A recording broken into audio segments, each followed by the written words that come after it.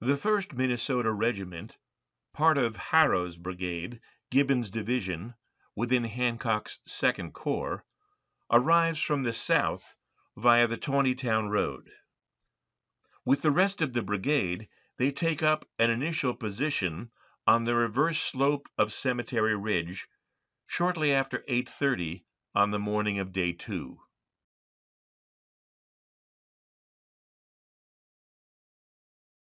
History takes note of the fact that the 1st Minnesota had only 8 companies available when Hancock ordered their fateful charge late in the afternoon, and it's about 10 a.m.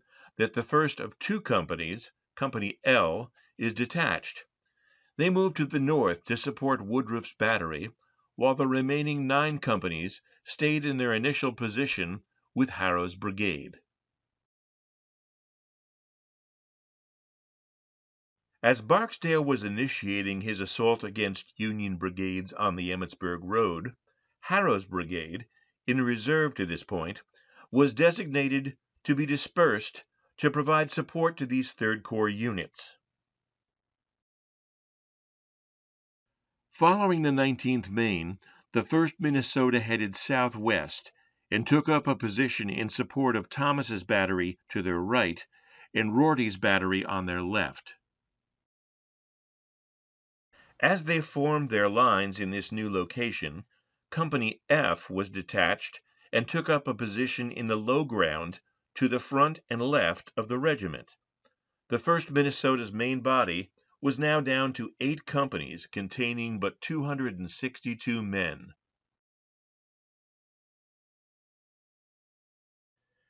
The Confederates were pushing toward the gap in the Union line.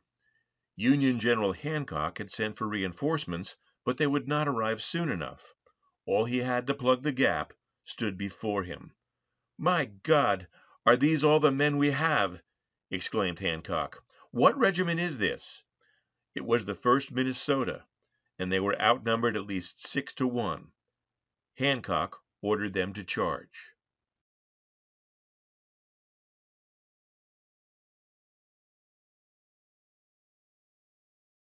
Colonel Colville ordered the regiment forward at the double quick, charging Wilcox's brigade, 150 yards down a slight slope, in the thicket to their front. The sight of the 1st Minnesota charging with bayonets leveled caused Wilcox's front line to momentarily fall back to their better ordered support line. The 1st Minnesota halted at the stream bed and fired a volley directly into the faces of their reorganizing foe. Taking cover among the rocks and overgrowth, the firing became general, each man loading and firing independently as fast as they could. But Wilcox's line was longer on both flanks and began to envelop the 1st Minnesota. The left wing of the 9th Alabama pressed the Minnesotan's right, and Company I swung back to meet the threat.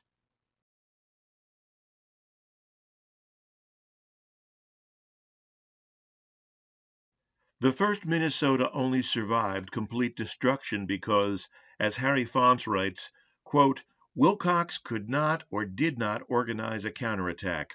His unsupported, advanced position and the threat of more and larger attacks loomed large in his mind, so he ordered his regiments back to avoid destruction or capture." Unquote.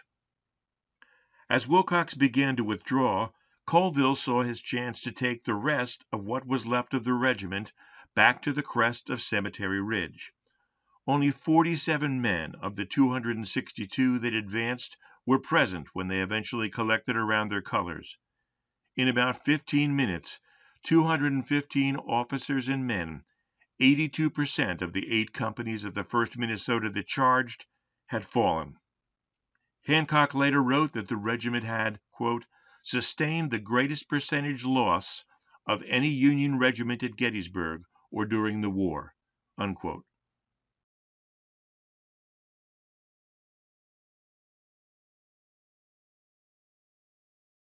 As a historical footnote, Company F, detached from the regiment prior to the critical engagement with Wilcox's brigade, joined up with the 3rd Corps remnants rallied together by General Humphreys, and took part in the final repulse of Anderson's Confederate division and the recovering of several Union guns.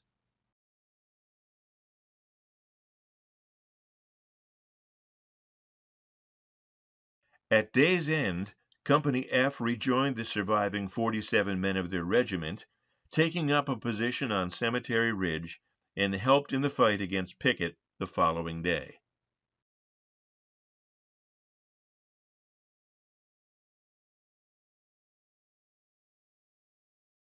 Company L, which was detached mid-morning to support Woodruff's battery, remained in that position all day, at the opposite end of the Union line, and also participated in the repulse of Pickett's charge on day 3.